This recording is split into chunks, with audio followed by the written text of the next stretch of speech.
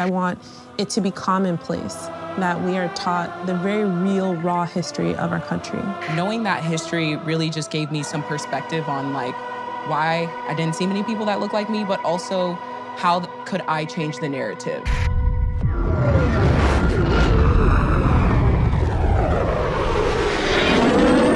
Transmitting from the future. You are tuned into FM broadcast, celebrating Black futures in sport and culture. Today, we are broadcasting from St. Elmo's Village, an arts community deeply connected to Black liberation movements from the 1960s to present day. We are joined by 3 U.S. Olympians, John Carlos, Ibtihaj Muhammad, and Simone Manuel. What does it take to be an activist? Sacrifice, confidence, courage.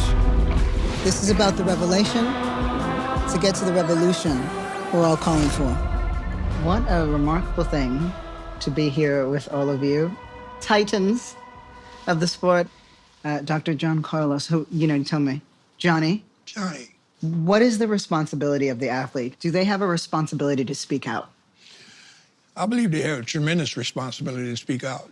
They have been blessed to have the ability to be this superstar, as you might say. But yet and still, as they being a superstar, the responsibility lies in the fact that they left a lot of young individuals behind that they grew up with. They left their classmates behind. They have a responsibility based on what's been happening in society. So many young blacks and browns have been killed throughout their careers. Right. It's a tremendous responsibility that you should look in the mirror and realize that you can make a difference for the better. You can make change come about through your articulation. You just hit on something that I want to lob to you, Simone. You're in what would be considered a very individual sport. Why is it so clear to you that you have to speak out when really you've been conditioned to say, this is about me and my success? Mm-hmm. One time I came home from practice one day, I was so frustrated with just feeling like I didn't belong. Yeah. And I asked my parents, I was like, why aren't there many people that look like me in the sport of swimming? And my parents didn't necessarily know. They couldn't really give me a clear answer. So we got on the computer and we researched. And we found out the terrible history of Black people, being transported here and, living on plantations and being around water and just the brutality that we faced around bodies of water. Yeah. And that's generational. That's why we don't enjoy the water. And so knowing that history really just gave me some perspective on like why I didn't see many people that look like me, but also how could I change the narrative? The Black population in swimming is 1%. So it's very low, and hopefully me speaking on it makes it easier for the people that come behind me. I was just listening to you guys, and I was thinking about when I was a kid and my first involvement in athletics. Yeah. It came through the water. That was my first love, the water. Swim wherever I can in the local pool, Harlem River, Hudson River, wherever there was water, I'm swimming. About a year and a half go by, I say, Papa, has America ever had a Black swimmer? He said, no. Daddy, I'm gonna be the first Black swimmer to represent America. He said, okay. When your parent has something to tell you and it's hurting them, you can see the expression in their face. He said, son, we need to talk. He said to me, he said, Johnny, he said, I know you want to go to the Olympics as a swimmer. It's never going to happen. And I said to him, what are you talking about, Daddy? I'm the best. I'm the best in New York. He said, it's not going to happen. He said, what would you train? And I'm saying, well, I'll join a club. Yeah. And my father said, oh, and we can't join a club. I said, we can't afford it. He said, no, son, we can afford it. I said, well, why can't I join? And I said to him, I said, Daddy, you telling me that I can't represent America as an Olympic swimmer because of the color of my skin? He said, son, are you going to quit? And my answer to him was, no, Daddy, I'll find another way.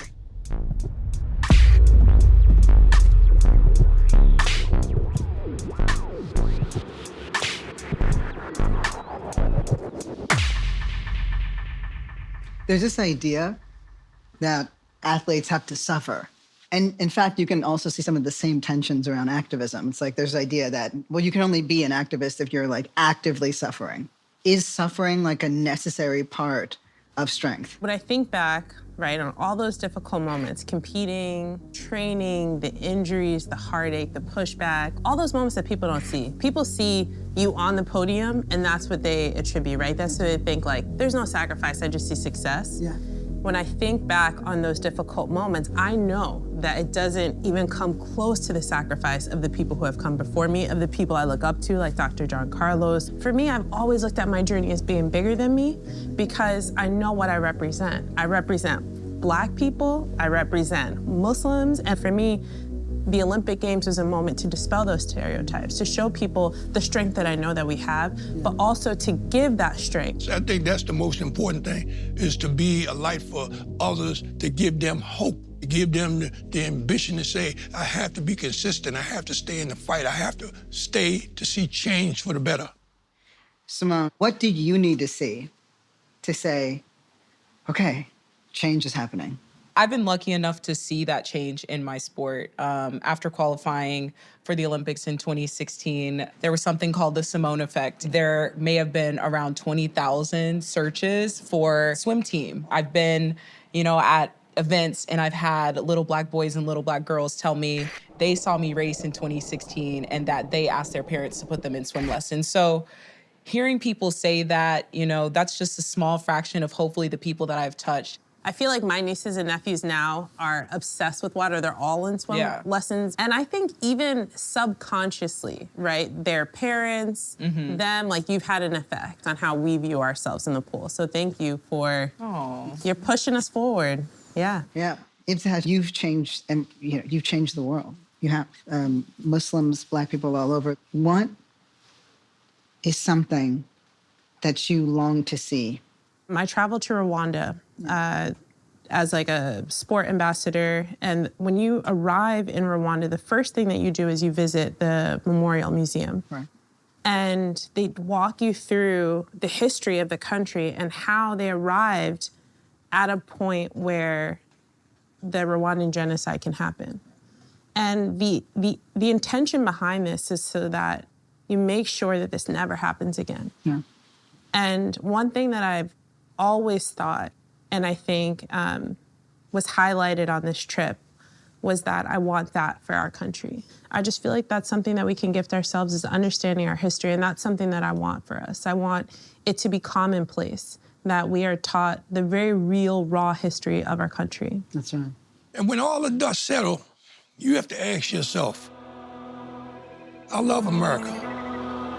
I represent America. But does America love me? Yeah. Has it represented me? And the answer is no. And this is what we're fighting for. As I stated earlier in this interview, it's about respect, honor, and love.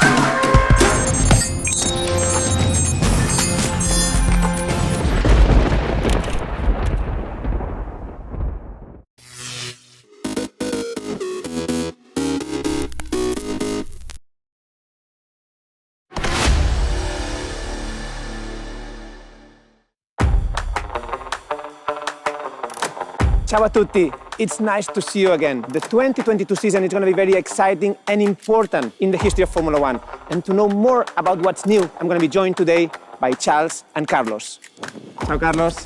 Hello. Ciao, Charles. So, are you ready to enter into the new era of Formula One? Ready? Yeah. More than ready. I want you to join me in these two simulators. I want to know how much knowledge and who is the fastest. And for that, I have prepared Monza and the XX-K. I like Monza. Nice memories from 2019. This year's the cars will be completely different. But what has been the main objective of those changes? Well, basically the changes were made to have better racing. So the car behind can follow closer the car in front. And how much downforce or less downforce is going to be lost now when following the car? Well, I think last year we were losing up to 47% of downforce, which is really a lot. And as a driver, you can really feel it. This year, the aim is to get to as low as 18% once following, which will help racing by quite a bit.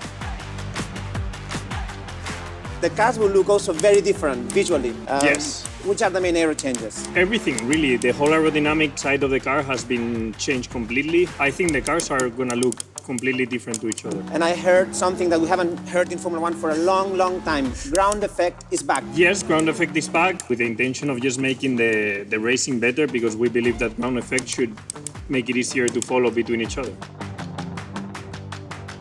About the weight of the car, how is that going to change this season? That's going to change quite a bit for driving for different reasons, but we are going from 752 kilograms to 795. So yeah, it is going to be interesting. The cars are completely new. Looking forward to it. What's new on the tires of the The Formula One tires are going to go from a 13-inch to a 18-inch tires, so it should help overtaking, which in the end, it's all going in the same direction, no? Trying to improve racing and allowing us to push a bit more. The format of the weekend is changing as well. Fridays. It is. We'll now have a young driver in those two Grand Prix in one of our cars, which should be Robert for us. So I hope he will behave on the Friday and give us our car back in full peace. Yeah, Robert, please keep the 55 car away of the walls. Eh? I'm sure Robert will behave. He's going to be very lucky to drive your cars on two Fridays. Formula One is also thinking and moving into sustainability. So what's going to be the change there on our fuel supplier Shell? Yes, so we're going to have a fuel from the regulations that is 10% ethanol, which means it's a more sustainable fuel. This should help us go in the direction of always going more and more sustainable in the future. At the beginning, we're going to lose probably a bit of power, but by the end of the year, hopefully in the future, we will recover this power. Oh, I'm about to overtake him. Whoa, it's on the limit. Yes, you are both on the limit. There'll be a new circuit next year. Which one? Miami, and I'm really looking forward to it. I think it's going to be incredibly special to go there. I really like United States in general. I think there's a very special... Oh my God, I broke way too early. Yes, you did. And yeah, I love the mood there is on the Grand Prix in the US. I'm really looking forward to this one. And now a question that all the fans want to know. These new cars, Yes. are they going to be quicker or not than the previous generation cars? Hey, always you have to leave the space, mate.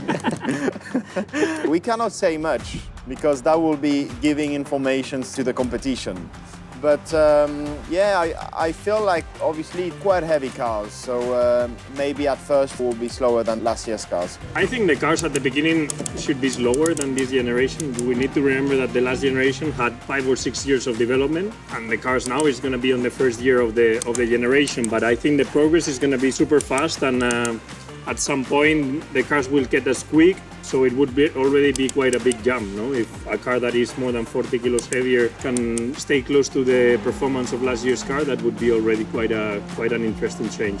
I can't wait to see, and I'm sure you as well, the new car. But I'm even also as interested to see who is going to be the winner of that race. Yeah, It is going- let's do it. Oh no, you won.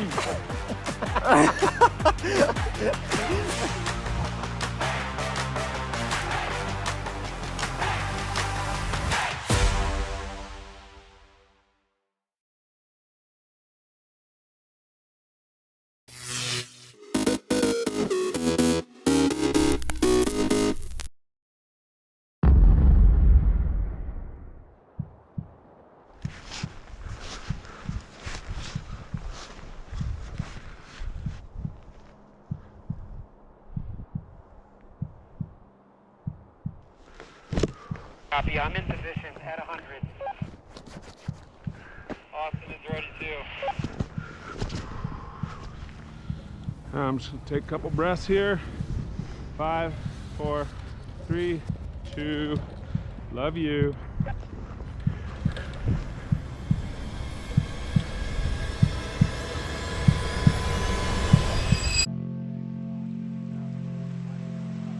All right, another beautiful morning. It's cold, -7 this morning. Ice in the water, that's when you know it's below 0.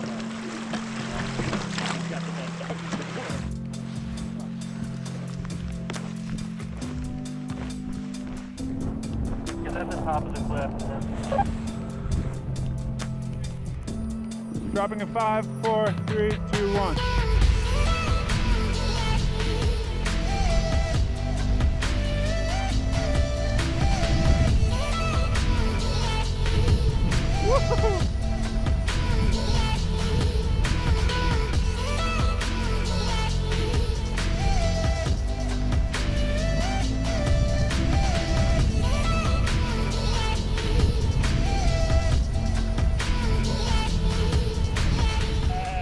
Another day on the river.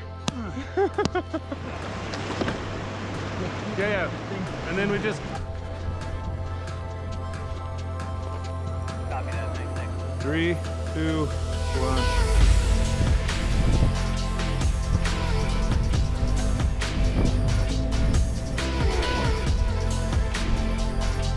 All right, man, have fun. It's gonna be a great landing. Fuck yeah, dude.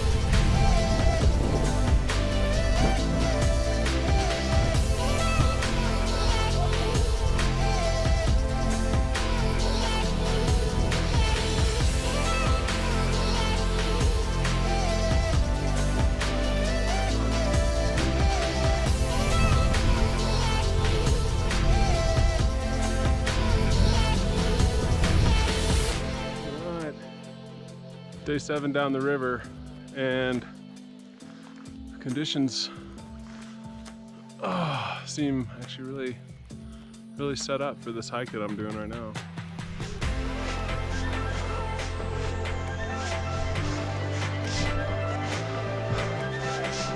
Yo, buddy, I should be able to see you now. Dropping in 3, 2, 1. Love you guys.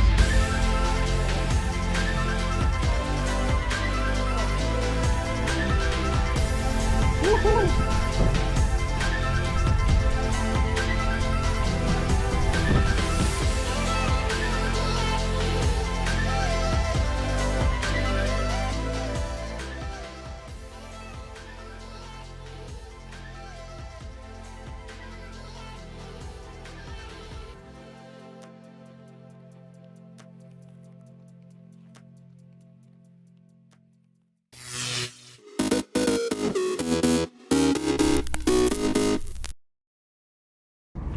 手机拍摄大电影，最开始我觉得不太可能，但是看到画面啊、画质啊，还是一个全新的感受。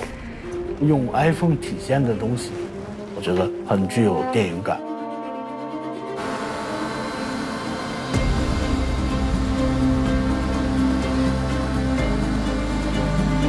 这个故事的本身，就是一个失忆的人回到家乡，和一群有热情的农民，是想通过拍摄一部火星的电影，保留村子啊，去换回曾经的集体的荣誉感。你是说，把咱们村打造成网红景点？对，我们所有的拍摄，我们就全部是使用 iPhone 13 Pro 它原始的这3颗镜头。它的0.5的超广角，它的1倍镜头跟3倍的这个长焦。好的一面是它非常的方便，它体积特别小，我们可以放在任意我们想要放在的地方。我觉得这个是在以往电影的拍摄当中，我没有想到，但不一定能做到的。但是这次都意外的可以实现。实际上我们在拍大电影的时候，往往会采用一些变焦啊，焦点从一个人到另外一个人，这个电影模式呢，它提供了这种方式，比如说像小树去关注他的父亲，焦点就会很自然地送到父亲的那一边，不单单是焦点的转换，更多的是一个情感的转换。电影效果模式这个设计，我觉得它已经可以满足我们在电影拍摄中使用的这些技术。可以往前上一上。以往拍摄经常会遇到需要微距的拍摄，很多时候要转换一些特别的镜头，但是 iPhone 它令我们觉得就是非常的容易实现。电影里的火星表面其实是用 iPhone 贴近一口锅拍出了那种细节质感。戏里边出现的像机器人啊、机器狗啊、大型的全地形车啊，包括微缩模型的全地形车，这些实际都是物理拍摄的。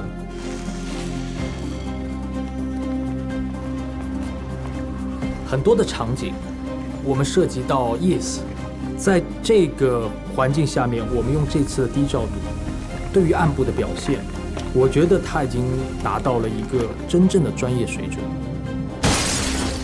iPhone 13 Pro 的防抖功能让我特别的惊喜，拍摄动作镜头十分平稳，即使在很小的空间快速的移动，画面都十分的清晰。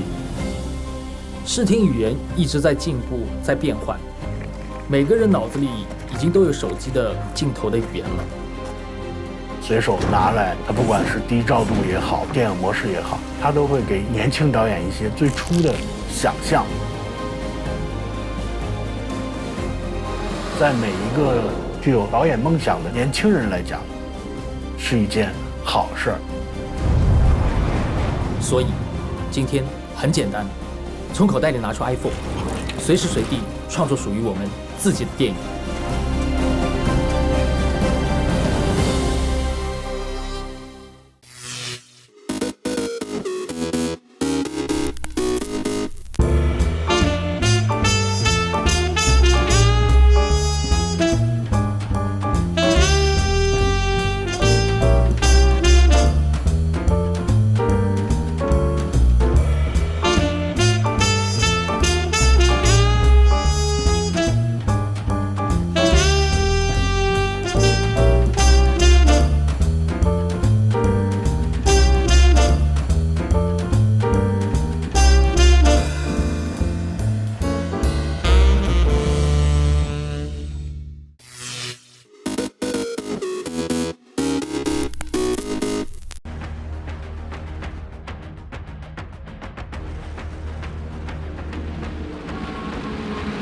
I started the race today.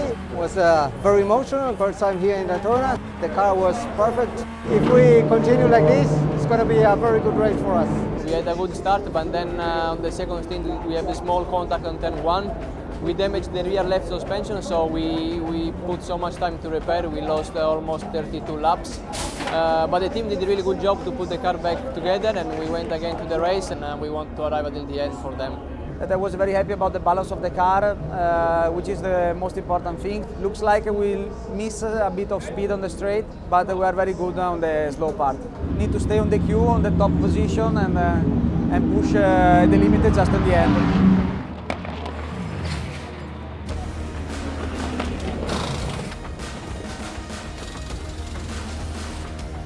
We've had a really strong night coming back to Q1. Had an incident which caused quite a lot of damage to the car. Our pace now is pretty impressive considering the damage we have. We are doing everything we can to try and catch Q1.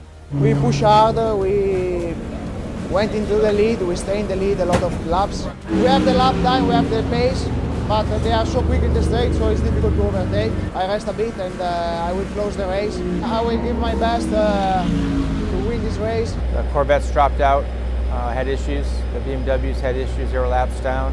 Attrition plays a big part of endurance racing. We didn't think we had much for the Porsches because they were pretty dominant in the race. But then they were fighting amongst themselves and they knocked each other around a bit and Ali got by and finished second. It was amazing to see that we were there fighting for the victory. 24 hours, every lap, flat out. No one mistake from the team, no one mistake from us. A podium, a second place here in Daytona with a so difficult category, 35 car.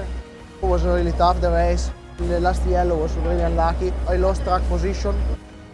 I drive, I do my best, I push always. Sometimes you are lucky, sometimes you are not. At the end, this is racing. Good achievement from Risi Competizione, from Ferrari. Very happy, a very good start of the season.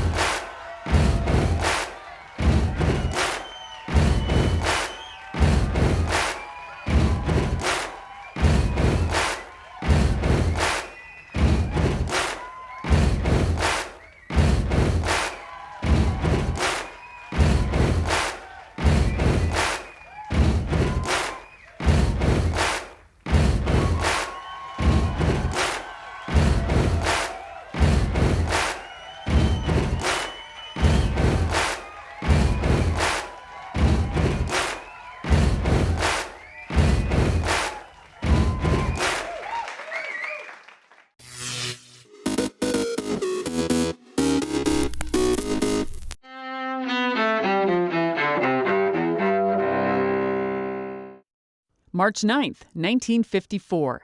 Journalist Edward R. Murrow takes on Senator Joe McCarthy's anti-communist campaign. Murrow critically reviews McCarthy's tactics on his See It Now program on CBS. The actions of the junior senator from Wisconsin caused alarm and dismay amongst our allies abroad and given considerable comfort to our enemies. And whose fault is that? Not really his. He didn't create this situation of fear. He merely exploited it, and rather successfully. Months later, McCarthy is censured by his fellow senators, bringing his campaign to an end. 1862, a Civil War battle at Hampton Roads, Virginia, opens a new chapter in naval warfare. Two ironclad ships, the Monitor and the Virginia, formerly known as the Merrimack, clash for 5 hours to a draw. 1996, comedian George Burns dies in Beverly Hills, California at age 100. His career spanned from radio and TV with wife Gracie Allen to playing God on the silver screen. Incidentally, kill is the word. It's not waste. If I meant waste, I would have written thou shalt not waste. And 1997. In Los Angeles, the notorious B.I.G. is killed in a drive-by shooting that remains unsolved. The gangster rapper, whose real name was Christopher Wallace, was 24 years old. Today in history, March 9th. Sandy Kozel, The Associated Press.